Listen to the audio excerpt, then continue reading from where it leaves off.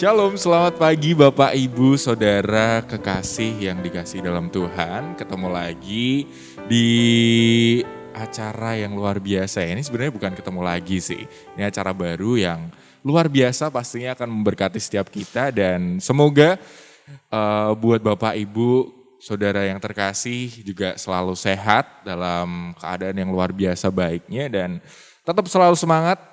Apapun kondisinya tetap harus semangat dan ikutin terus protokol kesehatan. Nah, spesial di channel YouTube GB Ilham Tera kali ini ada sebuah segmen di mana kita akan bersama-sama berbagi tentang betapa baiknya Tuhan, betapa luar biasanya karya Tuhan yang kita alami. Dan saya, Pandu, akan memandu ya, seperti itu memang namanya.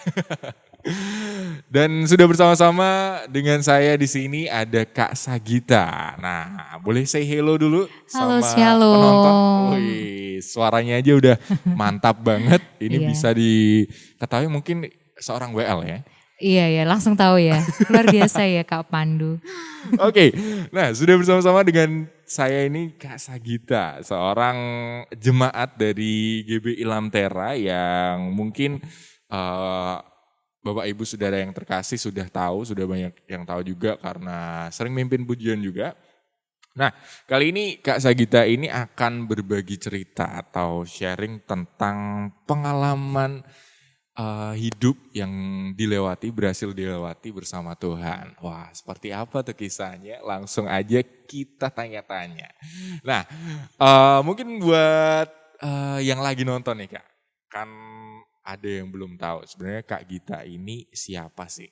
Boleh dong sedikit diceritakan sedikit tentang namanya atau mungkin kejadian apa sih yang pernah dialamin beberapa waktu yang lalu gitu, terkait mungkin dengan sharingnya di pagi hari ini gitu kan dengan COVID itu sendiri.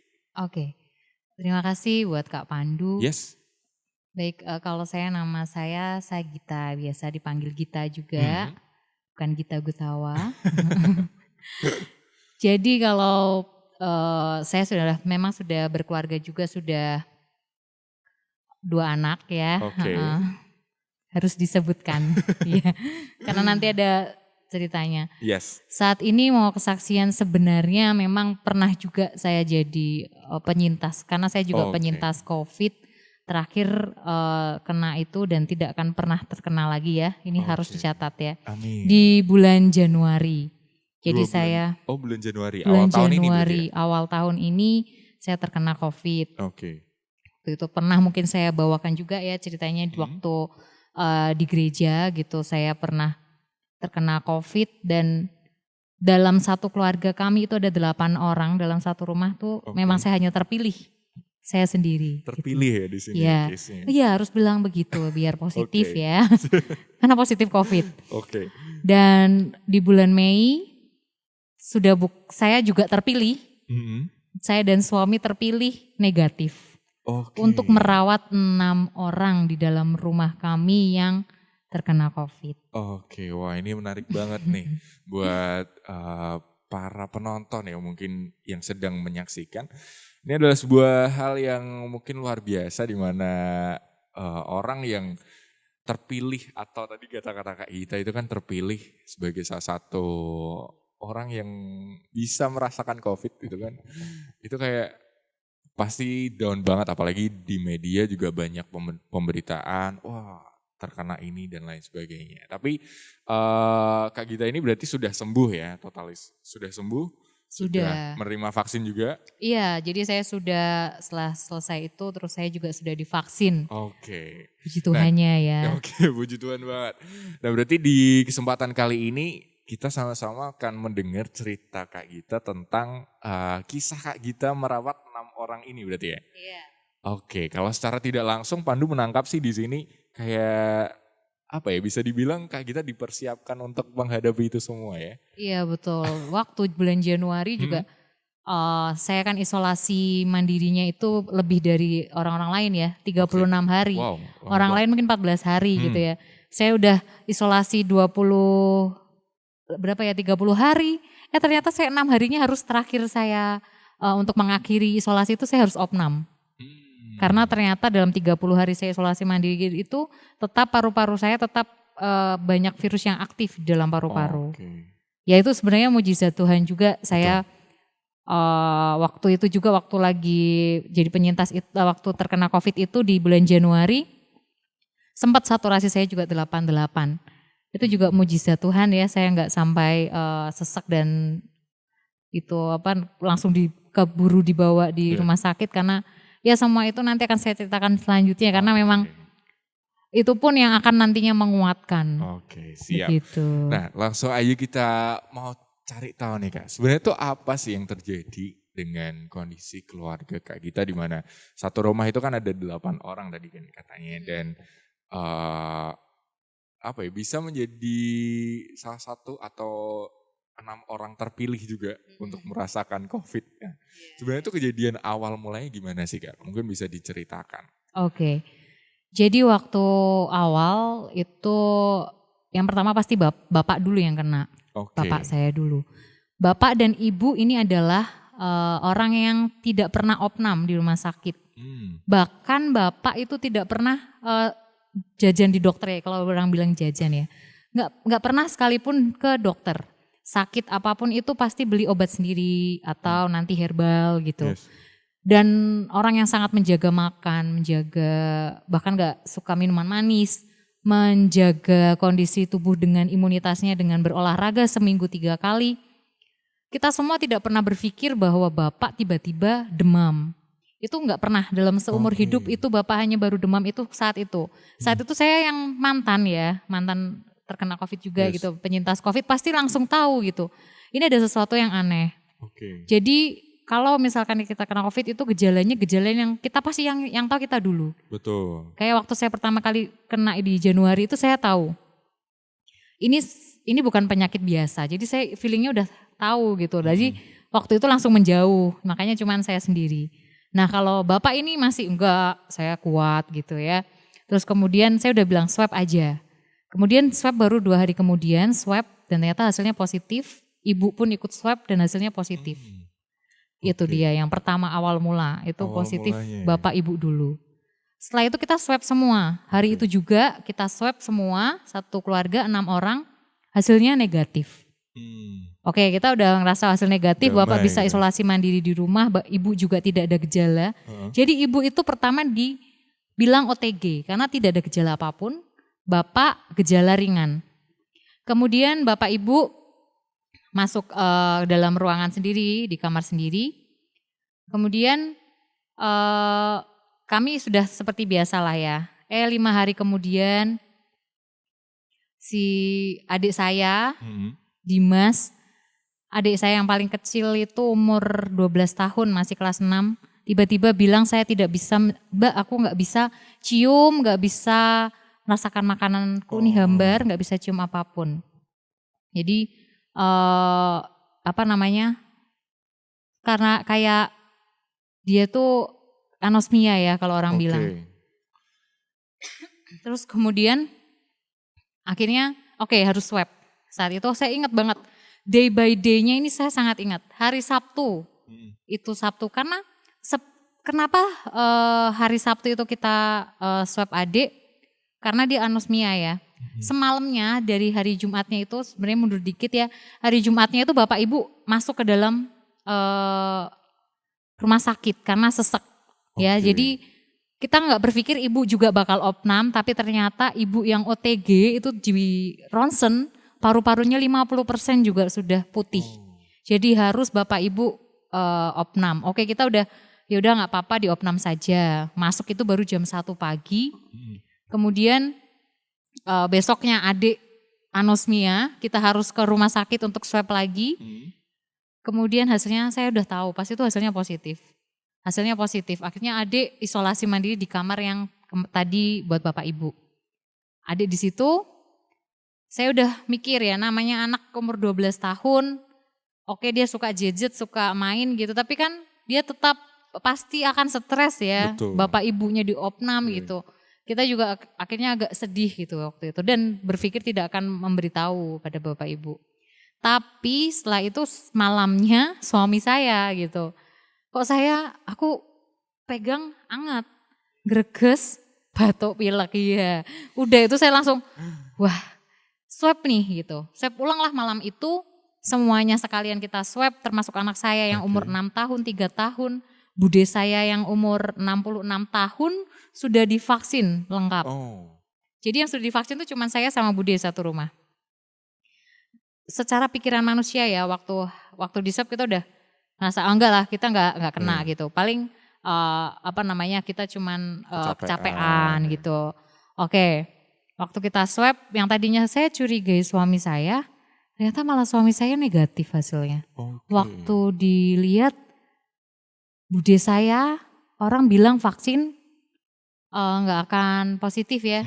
Atau ada yang juga yang bilang positif sih gitu. Ternyata positif. Oke.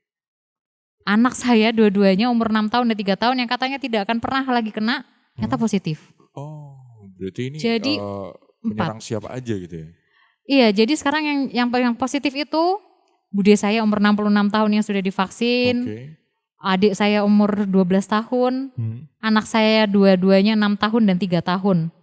Jadi 4 orang yang tidak pernah terpikirkan bakal kena. Jadi malah yang akhirnya negatif saya dan suami. Akhirnya sudah isolasi mandiri. Nah bagusnya divaksin, kalau sudah divaksin walaupun positif, walaupun itu lansia, gejalanya ringan. Jadi cuman orang kayak flu, hanya batuk biasa gitu. Jadi kita hanya berikan obat batuk dan pastinya antivirus juga pasti. Saya sudah cuman berpikir ya udah memang saya terima isolasi. Jadi saya masih orang yang ya harus tetap kuat ya. Shock pasti gitu. Tapi enggak apa-apa, kita harus lewati, memang harus 14 hari gitu isolasi mandiri. Tetapi ternyata Tuhan sepertinya memang sedang melatih ya. Iman itu kan harus latihan terus tuh. Jadi saya 3 minggu ya, sebulan itu latihan iman. Iya. Ya yang ini latihan iman yang ujian yang pertama yaitu anak saya besoknya Dion umur masih 5 tahun ke 6 tahun itu ternyata dia batuk-batuk di jam 3 pagi.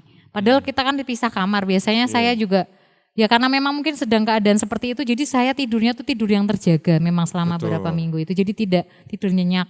Saya dengar anak saya nangis kencang sambil batuk-batuk, wah saya langsung keluar, ternyata Dion itu demam dan batuknya tuh gak berhenti-berhenti.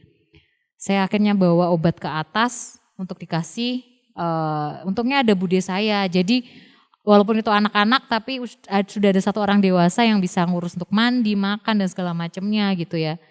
Ya namanya orang Jawa ya apapun itu pasti ada untungnya.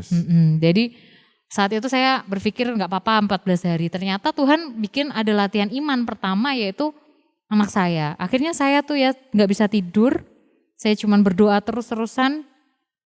Dan juga pastinya menangis ya karena kan saya seorang ibu dengar anaknya seperti itu gak bisa pegang.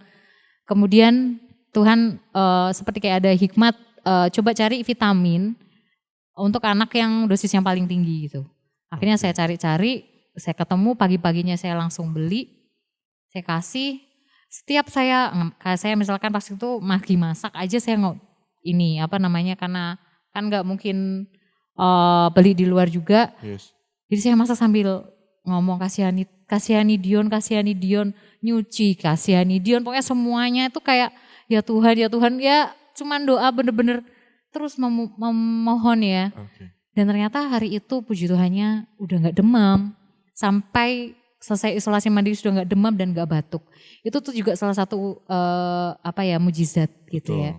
Saya kira sudah setelah itu oke lah, Bapak Ibu juga sudah saya lihat oke-oke aja, Ibu juga. Selama 1 minggu Ibu itu tidak ada gejala apapun. Bapak juga gak ada ya tetap seperti itu tetapi masih bisa ditangani gitu. Waktu itu Ibu di hari ke-7 itu ngomong, kok banyak plak ya? Jadi di mulut itu putih-putih, di lidah, gigi itu banyak plak. Itu bukan karena sakit, ternyata bukan karena sakit mulut atau sakit apa, karena jarang sikat gigi juga enggak, bukan. Ternyata itu adalah gejala COVID juga. Saya juga baru tahu. Jadi ada gejala COVID-nya itu seperti itu, ada orang yang pakai gejalanya seperti itu, plak. Nah setelah saya lihat ada plak itu saya belikan yang Ibu mau gitu ya, anti plak seperti itu saya kirim. Ternyata setelah keluar gejala COVID yang terakhir itu Itu saya ingat di hari Lebaran dan juga kenaikan Tuhan Yesus. Yes. Saya ingat day by day-nya pokoknya, tanggal 13 Mei. Itu saya agak gak enak ya, di siang itu saya perasaannya kok gak enak. Karena ibu kok di WhatsApp gak bisa sudah. Oke. Bapak di WhatsApp juga gak bisa. Jadi memang dimatikan gitu. Saya juga, waduh ini, tapi biasanya kan kalau ibu memang kadang suka gak pegang HP gitu ya. Betul. Tapi ini saya, karena yang namanya ikatan batin ya pasti ada. Terus saya telepon-telepon gak bisa, terus saya telepon ke perawat juga, perawat bilang oh mungkin istirahat gitu ya. Ya udah saya cuman berpikir positif gitu, terus siang jam 12-an, jam 3 sore bapak telepon dengan suara yang engap. Ya orang kalau ngos-ngosan. Oke. Tolong bawain Pampers sama waslap sekali pakai, karena bapak sama ibu gak boleh turun dari tempat tidur. Wah saya tuh langsung, duh kenapa tapi bapak gak apa-apa? Gak apa-apa. Ibu gak apa-apa? Gak apa-apa. Ya saya tahu juga bapak ibu gak mungkin ngomong dong gitu ya. Tapi saya udah tahu, udah feelingnya udah gak enak ini. Aduh ya saya tuh udah nyari, yang namanya WhatsApp sekali pakai itu saya kira itu gampang nemunya ya. Saya muterin sesemarang itu. Saya baru tahu ternyata WhatsApp sekali pakai itu segitu susahnya. Kemudian kayak antar ke sana, besoknya baru saya di WhatsApp sama perawatnya untuk datang. Saya tadinya cuman berpikir tetap positif ya. Oh ini cuman mau menjelaskan kondisi terkini kenapa sih nggak boleh. Karena dipasang monitor saja apa gimana. Ternyata saya udah datang bersama adik saya juga. Karena adik saya ada yang sudah menikah juga. Kita datang, saya mau dengerin bareng gitu. Ternyata harus plasma. Nah itu kayak hantaman yang wow ini ujian yang luar biasa sekali. Waktu itu saya udah nangis nggak kak? Nggak bisa udahan gitu. Jadi udah mau gimana gitu. Jadi udah bingung, udah nelponin sana sini. Ternyata tuh saya kira nggak apa-apa. Orang ya kalau berpikir plasma nggak apa-apa. Penyintas tuh kan banyak sekarang gitu. Kamu bisa cari gitu. Yes. Ya orang bilang begitu gitu. Ternyata saya udah cari, saya udah punya daftar namanya. Oh yang harusnya dirawat di rumah sakit. Gejalanya harus dari sedang dan berat.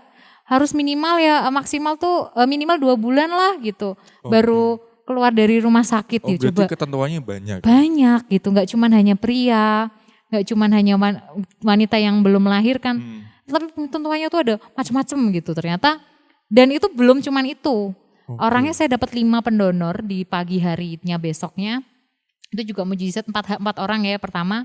Ternyata di tes titernya tidak. Titer antibody itu tidak mencukupi untuk didonor. Jadi kurang banyak antibodinya. Padahal itu ya yang dicari yang pas Maret itu barusan keluar kan 2 bulan. Jadi terus oke nggak apa-apa kita cari lagi gitu. Akhirnya malamnya dapat lagi 5 pendonor. Dan saya tuh udah nelponin PMI luar kota. Saya udah dapat PMI Tuban untuk yang bapak, PMI Banyumas untuk yang ibu. Saya udah dapat itu. Tapi saya tetap usahakan yang di Semarang gitu. Karena kan saya harus ambil ke sana. Jauh juga ya kan? Iya, harus bawa sampel darah bapak, harus ke sana terus nanti ngambil balik lagi dengan kecepatan penuh gitu. Karena kan plasma itu kan takutnya rusak. Setelah itu yang plasma itu pun juga disampaikannya ya gini Mbak 60% sembuh lah, 40% enggak gitu. Ternyata ada saran untuk plasma itu sendiri ada yang keberhasilan juga. Betul, tingkat keberhasilannya 60-40, 70% pun enggak ada gitu. Dan saat itu yang saya pikirin gini doang, yang buat plasma, yang buat darah itu Tuhan. Yang semua di dalam itu tuh udah cuman ketentuannya Tuhan. Saya udah nggak bisa ngapa-ngapain ya, cuman bisa cari yang harus dipenuhi gitu. Akhirnya tetap 5 orang yang malam itu juga nggak cocok semua titernya, antibodinya. Ya udah malam itu juga saya pergi ke Tuban jam 11 malam. 11 malam saya ke Tuban, adik ipar saya ke Banyumas. Karena kita harus sama-sama bareng-bareng. Pokoknya ini dua-duanya harus masuk hari Minggu waktu itu saya ingat. Hari Minggu, jadi Minggu pagi saya udah sampai ke ke rumah sakit. Itu jam 11. Dan kita kan udah gak mikir penyekatan. Waktu itu juga ada penyekatan juga. Iya banyak banget penyekatan ya. Apalagi ternyata kan setelah itu kita waktu perjalanan tuh saya bilang gini, ya bentar deh. Kita kan antar provinsi, ini penyekatan pasti ada. Kalau antar provinsi kan pasti ada penyekatan. Yang Banyumas ini pun saya juga telepon gimana ada penyekatan nggak ada. Waktu saya berangkat sih kita udah lihat, wih penyekatannya dari Jawa Timur ke Jawa Tengah nih, dibelokin ke sana ya gimana ya. Ya udah nggak apa-apa kita berdoa aja gitu ya. Karena kalau Oke. penyekatan kan kita pas balik itu yang malah pas harus cepet Iya. karena bawa Bawa plasma. darah. Oke kita udah sampai sana, kita berdoa semoga sebelum subuh kita sudah selesai. Karena waktu kita lewat itu kan sepi, jadi udah pada tidur mungkin. Waktu saya lewat, puji Tuhannya ternyata nggak ada penyekatan, orang-orangnya masih tidur. Oke. Itu salah satu yang mujizat juga yang Tuhan kasih gitu ya. Yes. Di saya balik, sudah sampai sana kita berikan, udah. Jadi ngerasa kita gini, ya udah plasma tugas kita udah selesai gitu ya. Oke. Udah bisa selonjoran lah paling enggak gitu. Betul. Udah ngerasa udah apa ya kayak bebannya hilang Bebannya gitu. hilang. Yang penting penyembuhan kita tetap berdoa pastinya. Tetapi untuk yang kayak iman yang bener-bener digenjot itu tuh sudah saya lewati gitu. Saya udah ngerasa gitu. Jadi udah ya udahlah apa namanya waktu plasma itu pun juga kan saya masuk ke ruang isolasi. Oke, nah ini part menarik kayaknya. Karena Iya. kalau dengar cerita dari Kak Gita sendiri dengan sebegitu banyaknya ya, bisa dibilang kayak ujian lah. Iya, Ujian yang ujiannya sebegitu banyak. banyaknya. Kalau saya pribadi nih, Mm-mm. mungkin capek udah, aduh Tuhan Ngos-ngosan ya. kenapa gak berhenti-berhenti gitu kan. Iya Ternyata betul. masih ada ujian lain yang harus Ya apa ya, kayak mungkin diizinkan untuk dialamin gitu. betul. Orang biasanya naik level ke iman selanjutnya nunggu ya. Betul, ini Sebulan, langsung. 2 bulan. Iya saya 2 minggu itu kayak di naik level gitu. Jadi Oke. waktu yang plasma darah itu sebelum plasma darah pun saya masuk ke ruangan dulu. Mm-mm. Karena ibu itu kondisinya saya sampai disampaikan oleh dokter itu stresnya tingkat tinggi. Oh, Disupport oleh dokter dan suster pun tidak ada reaksi. oke. Saya sampai akhirnya gini, saya dalam hati tuh ya udah deh saya masuk gitu. Harusnya kan nggak boleh. Yes. Saya bilang, saya penyintas COVID, saya sudah divaksin, saya mau masuk ke ruang isolasi boleh nggak? Saya mau support ibu saya dan bapak Oke. saya gitu. Oke nggak apa-apa. Itu Untungnya juga kan, dengan resiko akan terpapar COVID juga. iya Oke. betul. Tapi sudah diinfokan. Hmm. Tapi nanti ada resiko gini-gini nggak apa-apa. Saya tetap mau masuk gitu Oke. ya. Saya harus lihat gitu. Dan ternyata betul. Hari pertama saya masuk itu saya sudah begini. Saya nggak boleh nangis gitu kan. Karena memang nggak boleh. Kalau sampai Yes. masuk sana saya nangis sama malah tambah drop. Aman, bro. Hari pertama saya lihat tuh, wah itu kalau saya suruh nangis, nangis bener gitu. Lihat keadaan ibu saya dengan saturasi 84, 88, 84, 88 gitu ya. Kok saturasinya itu naik turunnya tuh cepet. Waktu saya masuk pun ibu kaget gitu ya. Gak mungkin dong orang tua mikir anaknya mau masuk gitu. Betul. Akhirnya di situ saya masuk di ruang isolasi untuk mensupport bapak ibu. Nah itu setelah support itu saya bilang juga bahwa ya nanti akan saya detailkan lagi. Setelah masuk ruang isolasi itu saya juga berpikirnya ibu sudah membaik karena setelah itu apa namanya saya tinggal plasmanya juga oke udah masuk ya. Ternyata setelah 2 hari setelah masuk plasma saya di WhatsApp untuk datang lagi. Oke. Saya nggak ngerasa bahwa oke lah ini positif ya Mas Ian ya.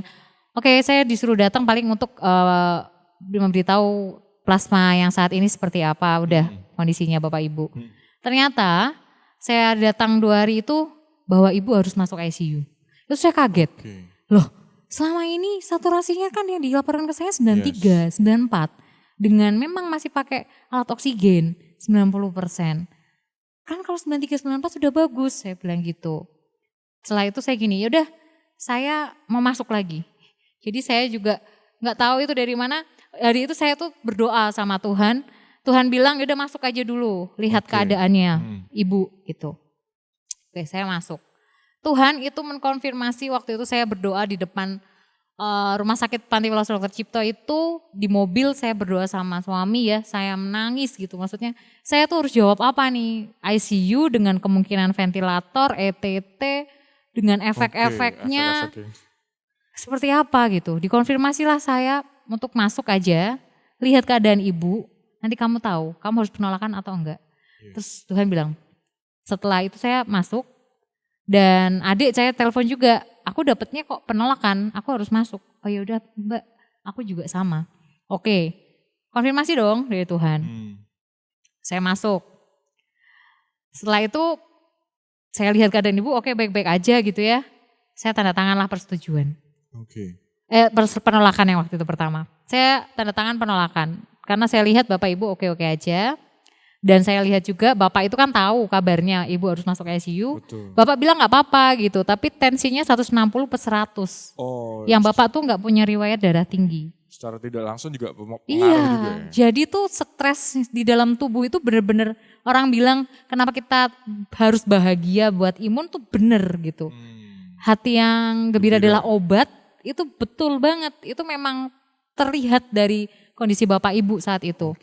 Oke, setelah saya masuk ke kedua itu saya tanda tangan penolakan. Saya udah oke ya setelah penolakan. Saya konsekuensinya gak apa-apa deh saya 2 hari sekali saya masuk untuk support psikis ibu. Kalau memang yang menjadi kendala adalah psikisnya.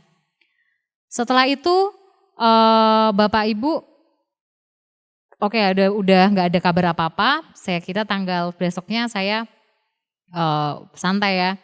Ternyata saya ditelepon. Nah yang ketiga ini saya ditelepon. Saya sampai wah kalau ditelepon udah urgensi tinggi ya. Urgensi banget. Mbak bisa ke rumah sakit sekarang mbak. Sekarang ya mbak cepat gitu.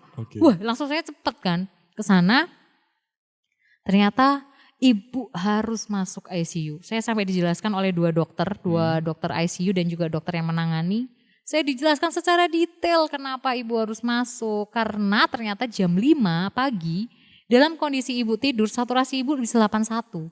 Oh terjadi secara tidak sadar. Iya, jadi ternyata bukan lagi psikis gitu kan. Saya mikir berarti bukan psikis lagi tetapi ternyata memang takutnya ada di dalamnya gitu. Jadi akhirnya tetap saya masuk. Akhirnya masuk ya? Saya masuk lagi ke ruang isolasi ketiga kalinya. Akhirnya saya masuk ke ruang isolasi 3 kali. Untuk apa? Yang ketiga bukan lagi untuk support tetapi untuk mengatakan bahwa ibu harus masuk ICU gitu. Bapak harus seperti apa gitu. Nah itu akhirnya saya tanda tangan persetujuan. Nah mungkin Pandu dikit kepo nih Kak. Tadi kan kalau misalnya kayak kita sampaikan waktu penolakan persetujuan itu ya. Itu apa sih yang dirasakan mungkin loh Tuhan kenapa nih kayak gini nih. Aku dapetnya kayak gini tapi kenapa harus begini gitu. Jadi mungkin pertama saya tahu ya misalkan Tuhan itu pertama bilang penolakan kok tiba-tiba persetujuan gitu ya. Itu pun saya konfirmasi lagi kenapa sih Tuhan itu pertama ngomongnya kayak gini ternyata kan nggak mungkin ya Tuhan kayak gitu ya. Terus kemudian Tuhan cuma bilang nggak apa-apa masuk aja.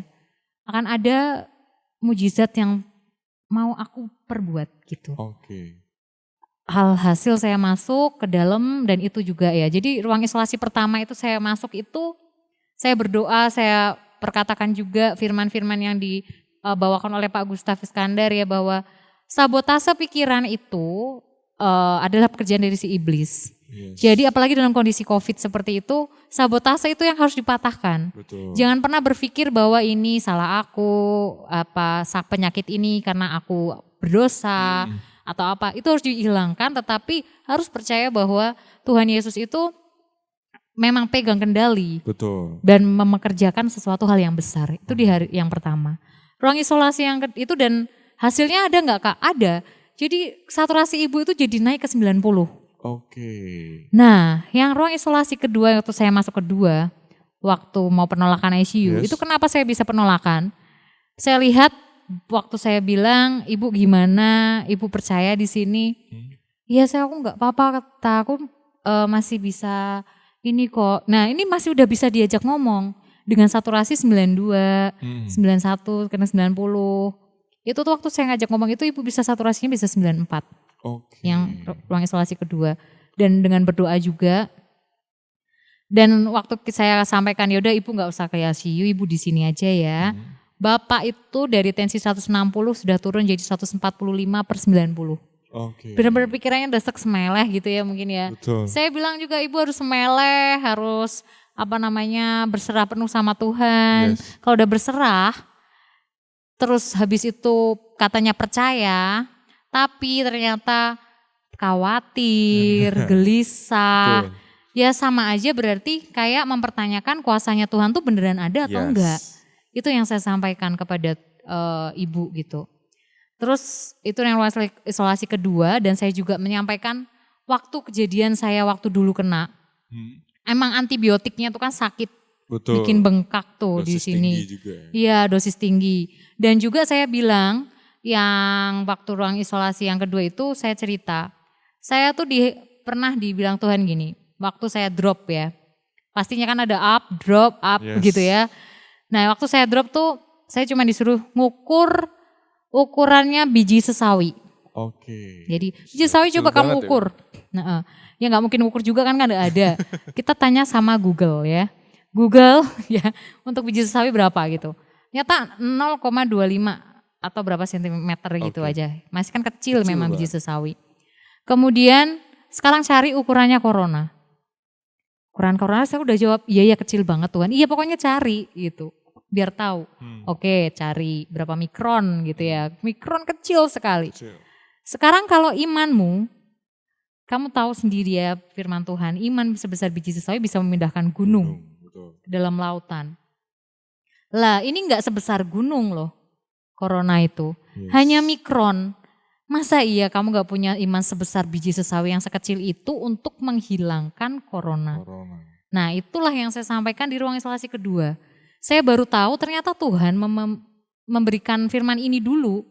Itu ternyata nantinya untuk menguatkan Bapak Ibu itu juga saya gak tahu. Nah itu yang ruang isolasi kedua tuh, yang waktu saya masuk ke ruang isolasi yang kedua itu untuk itu. Yang ruang isolasi yang ketiga, itu saya sudah ngomong sama Bapak Ibu bahwa nantinya suatu saat nanti Ibu akan menjadi pembawa kabar baiknya Tuhan. Karena Bapak Ibu ini sudah mengalami, betul-betul mengalami Tuhan di sini. Istilahnya kan mengalami Tuhan ya, mujizatnya, udah gak kata orang lagi. Gimana dan ngerasain gimana COVID. Dan akhirnya nantinya pasti akan menolong banyak orang. Nah setelah itu baru Ibu kuat masuk ke ICU. Oke, nah ini menarik nih. Kalau misalnya ada tahapan kan ternyata COVID itu bisa juga gejala ringan terus sampai gejala berat, dan alhasil kalau dari kisah ibu dari kita kan akhirnya masuk ke ICU. Sebenarnya ada apa sih di ICU ini? Apa yang mungkin jadi pengalaman tersendiri gitu buat ibu, buat Kak Gita juga? Iya betul, pengalaman yang luar biasa karena setelah saya tanda tangan persetujuan tuh, yang akhirnya persetujuan yang kedua itu ya saya tanda tangan persetujuan. Emang habis itu ya udahlah masuk ICU gitu ya. Enggak. Saya tuh menangis di depan ruang Alpa itu enggak berhenti-berhenti. Sampai suami saya tuh ya, udah emang udah jalannya Tuhan. Iya, sampai saya gini, iya saya tuh tahu ini jalan Tuhan, aku tahu. Tapi tuh aku bakal ngerasa bersalah kalau ada apa-apa sama ibu. Ya enggak sih? Saya tanda tangan loh, aku yang tanda tangan gitu. Mungkin kalau misalkan siapa yang tanda tangan deh kamu gitu suami. Saya yang tanda tangan. Jadi kayak ngerasa ada beban yang besar gitu. Ibu harus sembuh, kalau enggak aku bakalan merasa bersalah seumur hidup. Saya sampai bilang seperti itu. Sampai kayak apa ya, inti kayak ngancem ya, ngancem Tuhan gitu. Pokoknya ibu harus sembuh, kalau enggak saya bersalah nih seumur hidup. Gitu deh pokoknya. Terus apa sih yang dialamin di ICU sebenarnya? Oh ya, waktu ibu jalan. Ibu, ini waktu kalau dari sisinya saya ya, karena kan saya belum ketemu ibu waktu itu. Kalau saya setelah sepulang dari sana tuh emang kayak orang yang nggak blank. Saya baru ngerasain itu sekali seumur hidup. Blank, nggak mikir apa-apa, nggak bisa senyum, nggak bisa. Sampai makan suami saya udah males. Makan gitu. Udah males, nggak bisa ditawarin makan juga nggak mau. Nah saat itu saya diputar balik tuh sama Tuhan. Malam itu diomongin balik. Kalau berserah kepada Tuhan, jadi kata-kata saya ke ibu ya, dibalikin dong. Kalau berserah kepada Tuhan dan katanya percaya, terus tiba-tiba kamu khawatir, gelisah ya, gak bisa makan gitu. Berarti kamu mempertanyakan kuasaku dong. Ya. Terus kayak wow, ajaran aku kemarin diomongin sekarang. Aku percaya. Terus akhirnya aku berdoa dan segala macam. Besoknya aku udah bisa pulih kembali. Iya, pulih benar-benar seperti orang yang sukacita, kedamaian tuh ada betul. Padahal ibu saya masih di OCU posisi. Dan saya sama sekali nggak tahu kabarnya ibu karena nggak ada WhatsApp, nggak ada kabar apapun. Mau taunya ya besok jam 12 siang. Nah tapi dari malam ke jam 12 itu kan buat saya panjang gitu. Nah akhirnya Setelah itu ternyata saya dikasih tahu ternyata kondisi ibu lebih baik dan lebih baik lagi. Setelah itu ibu keluar, saya tanya, ibu mengalami apa di ICU? Oke. Iya tak. Jadi gini, waktu ibu dibawa ke ICU, ibu itu udah sukacitanya udah penuh lah. Jadi karena udah ngerasa oke lah nggak apa-apa ini memang jalannya Tuhan Jalannya. gitu ya. Udah nggak setakut awal gitu. Mungkin ini juga jalannya Tuhan kenapa harus kedua kalinya. Karena kalau pertama mungkin beda ya. Betul. Shocknya kan Yes. banget. Yang kedua kan udah pernah ngalamin kemarin. Jadi yang sekarang oke. Tuhan waktu jalan ke perjalanan dari ruangan ke ICU ibu tuh nyanyi gini. Jalan serta Yesus, jalan sertanya setiap hari. Nah, jadi lagunya sekolah minggu ya. Kita nggak pernah tahu lah. Ternyata lagu-lagu menurut kita yang ya ampun tuh lagu anak-anak gitu ya. Ternyata itu bisa menjadi kekuatan buat Betul. kita. Ternyata itu bisa menjadi suatu hal yang menguatkan gitu Yes. buat ibu. Karena ibu percaya bahwa Tuhan itu menyertai. Yes. Sampai di ruangan pun ibu percaya, ibu merasakan kedamaian yang luar biasa. Padahal handphonenya ditarik. Handphone ditarik, padahal handphone itu sudah saya downloadin lagu-lagu banyak. Oke. Ternyata ditarik. Akhirnya ibu nggak punya pegangan apapun. Betul. Akhirnya ibu hanya cuman ya udah aku pasrah berserah penuh kepada Tuhan. Apapun itu aku percaya Tuhan pasti tolong. Itu udah Yes. kayak gitu. Ibu sudah berserah lah ya, berserah penuh dan merasakan kedamaian yang luar biasa. Padahal di rumah sakit itu ibu di ruangan biasa itu ibu kan paling takut kalau antibiotik. Betul. Itu paling takut kalau antibiotik datang itu tuh suntik itu tuh paling takutnya sakit. Sakit banget dan atau suster datang tuh aku pernah lihat soalnya ibu waktu suster datang ibu kayak orang yang ketakutan luar biasa. Karena waktu aku masuk di situ aku lihat oh iya ibu ini takut banget. Tetapi waktu di ruang ICU itu ibu di depannya gitu. Jadi masih ada 2 orang. Yang satu itu tuh sudah boleh balik ke ruang biasa. Yang satunya masih di situ. Jadi pulang ke ruang biasa, yang satunya ternyata harus pulang ke rumah Bapak. Oke. Ibu lihat sendiri gimana prosesnya orang COVID Iya. yang mati. Jadi dia harus di wrap. Bener-bener pakai wrap Plastik itu. gitu ya? Dengan yang pakaiannya perawatnya itu tuh udah pakaian full. Yang biasanya kan pakaiannya nggak sefull itu, ya hazmat sih. Tapi ini yang bener-bener full, yang kita sukanya lihat di berita-berita. Anehnya ibu sama sekali nggak ada rasa takut sedikit pun enggak. Setelah itu besoknya pun ibu dengar di sebelahnya umurnya masih 30 tahun. Dimasukkan ventilator. Oke. Ibu dengar suaranya pun itu ibu nggak takut. Jadi kita seorang yang gimana sih di ruang ICU kita lihat orang meninggal. Yes. Dengar suara Di monitor, wrap. detak jantung dan Suara, sebagainya. ya suara monitor detak jantungnya aja udah bikin kita deg-degan ya. Itu kita lihat orang di wrap. Di sebelah sini denger suara ventilator dimasukin sampai ya gitu di suaranya ya. Itu tuh bikin miris ya. Kalau kita sendiri denger pasti kan ya ampun gitu. Tapi ibu bisa damai sejahtera luar biasa. Ibu malah mendoakan Putri. Nama sebelahnya ya. Sebelahnya itu didoakan. Ya Tuhan tolong beri kesehatan. Jadi ibu di situ tuh mendoakan sebelahnya gitu. Karena kasihan masih umur 30 tahun sudah mengalami ini. Tolong juga dijamah mujizatnya. Alhasil benar katanya apa ya yang kita selalu berdoa doa Bapa kami. Itu kan mendoakan orang lain, mendoakan orang-orang kudus atau mendoakan orang lain. Itu akan balik sendiri ke kita. Nah itu yang ibu setelah merasakan kedamaian itu ibu malah mendoakan yang lain. Dan besoknya itu hari itu ada dokter datang, cuma liatin gini, oh ya, ibu ini tuh gak akan membaik dan juga gak akan memburuk. Gini-gini aja, biasa-biasa aja lah keadaannya, begitu. Vonisnya mantap kan di depan pasien ICU. Ini biasa-biasa aja, gini-gini aja. Terus ibu mungkin ya kalau ibu itu masih di ruang biasa kondisi yang seperti itu mungkin dia akan drop. Tetapi enggak, ternyata ibu malah gini, enggak. Ditengking lah itu, enggak. Tuhan tuh yang punya oksigen, Tuhan yang punya imunitas, Tuhan yang akan kasih aku oksigen. Segala vonis aku patahkan, segala vonis itu enggak benar, Tuhan yang punya oksigen. Yes. Oke, itu udah berjalannya waktu. Malamnya tiba-tiba ibu ngerasa karena pakainya tekanan tinggi. HFNC itu ibu bilang, tolong suster ini kok kuping saya kok kayak banyak anginnya ya, berbek gitu lah ya. Terus, sebentar ini berarti harus dikecilkan 80, masih bu, masih suster, masih berbek gitu. Sampai akhirnya dikecilkan paling kecil yaitu 50. That's itu mujizat banget gitu. Sampai susternya gini, wah dalam semalam bisa turun sampai 50. Kan pada kaget gitu ya. Setiap yang di situ harusnya prosesnya tuh seminggu paling enggak untuk turun dari 90 ke 50. Akhirnya susternya bilang, ini kalau nanti turun lagi bisa sampai 40, ibu pakai oksigen masker. Setelah oksigen maskernya udah bisa, nanti pakai selang yang kecil biasa. Oh iya ya baik. Iya makasih suster gitu. Dokter yang kemarin memvonis itu datang. Loh, ibu sudah membaik ya? Oke, ini bisa diganti langsung aja pakai oksigen masker karena kan nunggu advice-nya dokter. Betul. Ini bisa langsung diganti pakai oksigen masker aja. Oksigen masker dilihat kalau masih oke 97, 98, ganti pakai selang oksigen yang kecil. Jadi seolah tuh kayak memutar balikannya tuh cuma dalam semalam.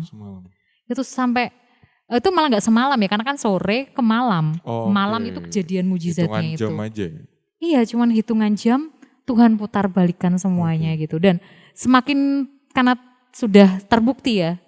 Ibu semakin kuat dan semakin kuat pemulihannya semakin cepat. Jadi ibu di ICU itu cuma 2-3 hari aja. Ya jadi orang bilang ini orang masuk ICU yang tercepat.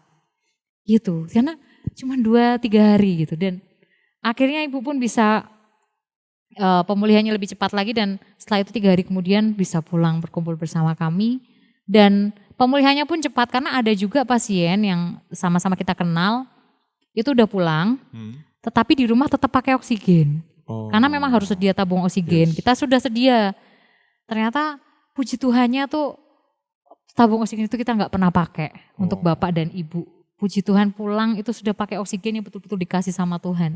Puji Tuhan. Luar biasa sekali ya. Memang kejadian panjang tuh kalau misalnya kita udah berhasil lewati itu bisa jadi suatu hal yang positif juga buat kita, buat kedepannya keluarga kita. Nah tapi nih buat Bapak Ibu Saudara belum selesai sampai di situ. Ternyata masih ada lagi ujian-ujian yang harus dilewati ya. Iya betul, karena saya ingat banget kan sampai kapanpun saya akan selalu ingat bahwa itu tanggal kebangkitan nasional ya, 20 Mei itu tuh hari yang luar biasa yang bersejarah buat saya karena iman level yang paling tinggi yang pernah saya capai.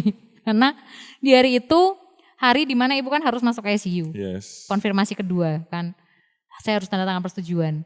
Paginya, karena saya berpikir saya harus 2 hari sekali kan masuk ke dalam ruang karena saya udah penolakan kemarin. Nah, tapi walaupun penolakan kan saya tetap khawatir. Jadi saya tetap kasihan ibu gimana ya gitu kan, 2 hari sekali saya harus masuk. Artinya setelah saya hitung, memang waktu masa isolasi mandiri kerjaan saya kan memang libur 2 minggu. Nah selanjutnya kan saya harus masuk nih. Saya minta hanya cuti 2 hari. Yang saya masih punya cuti saya itu 11 hari yang hangus di bulan Juni. Saya cuma minta 2 hari saja. Saya untuk mengurus bapak ibu. Lagian juga kalau saya masuk kan kasihan juga teman-teman begitu. Karena kan saya keluar masuk ruang isolasi. Setelah dengar saya masuk ruang isolasi itu bukannya bagaimana, tetapi oh ya berarti kalau gitu hari Senin kamu harus masuk dengan PCR. Oh saya nggak bisa bu, saya harus cuti 2 hari. Menurut saya keluarga itu yang pertama dan terutama saya harus urus keluarga dulu. Gitu ya, prioritas utama kita pasti keluarga ya. Saya bilang apapun itu kebijakannya saya terima. Saya mau di SP juga boleh. Yang penting saya harus menjaga. Ternyata kan karena kamu sudah libur 2 minggu. Kita semua itu sudah libur 2 minggu jadi tidak boleh lagi mengambil cuti di setelah atau sebelum. Gitu ketentuannya sepertinya.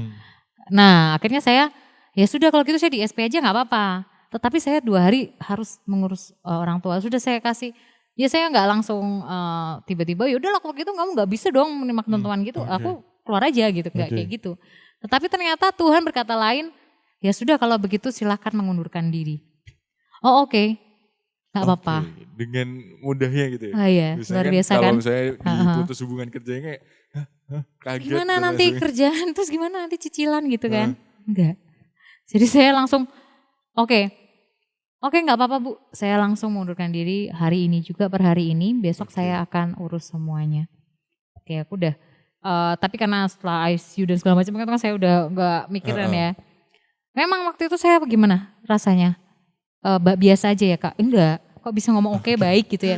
Ya pasti enggak dong ya. Yes. Kita pasti marah dulu pertama. Betul. Marah, benci, sebel, nangis ya. Karena kenapa nggak bisa ngertiin saya yang Betul. kondisi orang tua saya seperti ini loh. Gitu, nggak seperti orang-orang lain ngerasain COVID-nya. Nah ternyata setelah itu pastinya marah dan segala macam. Tapi saya nggak ada khawatir gini. Terus gimana nanti aku kerja? Kalau nggak kerja gimana? Tahu sendiri masa pandemi gini di mana saya bisa dapat kerjaan gitu. Sama sekali nggak ada rasa itu, Oke. nggak ada. Saya tuh bener-bener ngerasa damai yang luar biasa gitu. Maksudnya nggak ada khawatir sama sekali untuk masalah pekerjaan. Setelah itu saya bilang sama suami gitu. Suami nggak apa-apa lah nanti pasti ada kerjaan yang lain. Oke, nggak apa-apa. Dan saat itu tadinya saya tuh disuruh A, B, C disuruh banyak ya Oke. sama kantor gitu ya. Terus saya tadinya nggak mau bales gitu ya. Terus saya bilang saya dalam hati yang biarin aja nanti kamu nggak tak bales urusannya. Oke. Masalahnya kan masih banyak yang harusnya diurus gitu ya. Betul. Tapi Tuhan berkata levelmu yang sekarang tuh bukan itu loh, tapi mengampuni. Oke. Wow, kan levelnya mengampuni. Oke langsung, oke Tuhan kalau gitu saya perkatakan mengampuni setiap orang. Jadi saya tetap seperti biasa. Nggak ngeblok ya, biasanya ngeblok kan ya. Ya anak zaman now gitu. Oke kamu gak gitu, gue blok gitu ya. Nggak boleh gitu. Terus masih saya disuruh ngirim apa itu, nggak mau ngirim lah Tuhan, kirim ya udah kirim. Jadi sekarang setelah mengalami kejadian itu tuh apapun tuh saya konfirmasi. Bahkan besoknya pun saya kan pamit ya, karena kan saya marketing yang ngurusin eksternal. Saya pamit ke orang-orang eksternal itu saya ditawarin di sekolah ini, tawarin lagi ada orang yang ngawarin, terus ada 3 yang menawarkan. Saya konfirmasi satu-satu. Semua dikonfirmasi yang ini, ini enggak. Ternyata yang paling cocok yang terakhir saya bekerja ini. Yang Tuhan berikan damai sejahtera ya. Ya memang harus di sini memang begitu. Iya. Oke, wah itu adalah sedikit cerita yang luar biasa nih Kak. Bukan sedikit sih, sebenarnya panjang gitu kan. Iya panjang banget kan, gak mungkin juga di ibadah. Nah, Padu pengen tahu sebenarnya ada gak sih hal apa yang bisa bikin Kak Gita itu sebegitu kuatnya dalam melewati itu semua. Secara manusiawi kalau misalnya ditimpa itu bertubi-tubi pasti gak, udahlah Tuhan nyerah aja. Gak tahu juga mau ngapain gitu kan. Tapi ada hal gak sih yang bisa bikin Kak Gita kuat atau sampai sekarang selalu diingat-ingat terus? Iya pastinya ada ya. Kekuatan di firman Tuhan itu sendiri ya. Kayak mungkin kemarin saya juga dengar khotbahnya Pak Gustaf itu tentang perlengkapan senjata Allah. Yang pertama itu ada pedang, itu kan firman ya. Yang itu yang bikin kita menang ya. Nah itu dia. Pedang itu firman Allah itu tuh yang saya pegang itu Roma 8 ayat 28. Roma 8 ayat 28 yaitu kita tahu sekarang bahwa Allah turut bekerja dalam segala sesuatu untuk mendatangkan kebaikan bagi mereka yang mengasihi Dia. Jadi memang betul-betul Tuhan itu mendatangkan kebaikan. Kenapa sih itu? Tadinya tuh memang udah saya pegang dari awal saya ada kejadian ini. Tambah lagi dikuatkan dengan, jadi setiap hari itu 2 minggu, 3 minggu tuh saya gak nonton TV sama sekali. Karena saya cuma nyetel radio Kristen ya pastinya. Yang menguatkan setiap harinya untuk biar saya tetap terus kuat ya. Enggak, pokoknya kayak puasa nonton TV gitu. Saya cuma dengerinnya itu. Nah pas itu ada cerita tentang si 828. Jadi ada anak itu dipanggilnya 828. Karena dia selalu kalau ada kejadian buruk apa dia selalu ngomong enggak 828, 828. Nah dipanggillah sama teman-temannya itu, hey 828 gitu. Dikerjain sampai makanannya jatuh dibawa sama anjing. Nah, kamu kalau kayak gini masih mau ngomong bahwa Tuhan itu turut bekerja dalam kebaikan. Yes. Kebaikan yang macam apa gitu? Enggak, tetap Roma 8:28. Oke, setelah itu singkat cerita yang terakhir ini nih yang bikin saya deg gitu ya. Teman-temannya ini nih udah mau naik lift, mau ke atas, mau ada kayak sekolah atau pengajaran gitu ya. Nah dia lagi lari, teman-temannya udah nunggu di lift gitu, sengaja banget dibuka terus. Oke. Aku ikut gitu ya, anak ini lari. Habis setelah hampir depan pintu tinggal mau masuk ditutup. Terus dia, aduh gitu, tapi dia tetap ngomong 8:28, gak apa-apa Oke. naik tangga aja gitu ya, walaupun agak tinggi gitu ya, Betul. jauh. Dia tetap naik tangga. Baru mau menaik tangga, tiba-tiba lift itu jatuh jeder. Dan semua anak yang di dalam lift itu meninggal dunia. Oke. Yang selamat cuman dia. Dan itu yang bikin saya, tapi dengan begitu pun anak ini kan juga enggak ya syukurin kamu ya gitu. Enggak juga, dia tetap, ya Tuhan kenapa kok teman-teman. Tapi memang Tuhan, ya ini untuk mengajarkan bahwa ya memang segala sesuatu yang buruk di dalam kehidupan kita, yang terjadi di dalam kehidupan kita tuh mendatangkan kebaikan. Betul. Tuhan itu tidak pernah merancangkan rancangan yang kecelakaan Yes. atau rancangan yang bikin kamu itu tambah down. Tuhan tuh tahu kemampuan kita. Jadi makanya kemarin tadi tuh Tuhan kasih level-levelnya tuh naiknya cepat itu ya saya bersyukur juga Tuhan kasih percepatan level itu. Karena dengan begitu tuh saya tahu gitu, saya ngalamin di dalam lagu satu-satunya yang Oke. kuandalkan itu kan ada 6 pribadi yaitu sumber kekuatan itu pasti, sumber pengharapan, sumber kedamaian ya yang kedamaian yang didapat oleh saya sama ibu. Tuhan memberkati ya, memberkatinya ini benar-benar luar biasa kayak dari atas bawah kanan kiri. Berkat itu banyak sekali, tiba-tiba ada yang transfer, tiba-tiba ada yang kasih. Dan tetangga itu baik sekali tiap hari ngasih kami makanan. Jadi tiap hari kami gak pernah berkekurangan. Sampai saya malah bagi kadang. Karena saking banyak kami berbagi juga. Ya memang kan harus saling berbagi juga ya, diberkati untuk memberkati. Betul. Jadi Tuhan memberkati, kemudian ada Tuhan penyembuhku itu pasti. Betul. Karena menyembuhkan ibu bapak, Tuhan pemulihku, pemulihan juga yang sangat cepat. Buat bapak ibu juga pemulihan hati, pemulihan dalam kehidupan kami juga berkeluarga gitu. Jadi saat ini jadi paham bahwa hidup itu tuh anugerah ya. Yes. Jadi harus betul-betul dihargai. Caranya hargainya gimana ya, jadi berkat buat orang lain gitu. Betul. Wah luar biasa. Itu kayaknya bisa dibilang itu adalah sebuah kesimpulan dari obrolan Betul, kita itu quotes terakhir hari ini. ya. Wah, Betul. itu adalah sedikit bincang-bincang singkat terkait dengan pengalaman yang dialami oleh Kak Gita. Sebuah hal yang luar biasa buat Pandu sendiri karena banyak belajar lewat hal ini, bagaimana Tuhan merawat setiap hidup kita gitu kan. Memang benar ya, berarti burung pipit tidak menabur tapi Tuhan pelihara gitu kan. Semua pasti ada dalam kendalinya Tuhan. Iya, betul. Tinggal kita melakukan apa yang jadi bagian kita. Dan Iya, betul. semoga cerita Kak Gita ini juga memberkati Bapak Ibu, saudara yang terkasih juga. Iya. Selamat mengalami kuasa Tuhan dalam setiap kehidupan kita pribadi. Amin. Dan ketemu lagi barengan kesaksian-kesaksian selanjutnya yang nanti akan ada di channel GBI Lamtera. Mungkin itu aja, kami berdua harus pamit undur diri. Terima kasih. Selamat Terima kasih. Tuhan Yesus memberkati. Tuhan Yesus memberkati.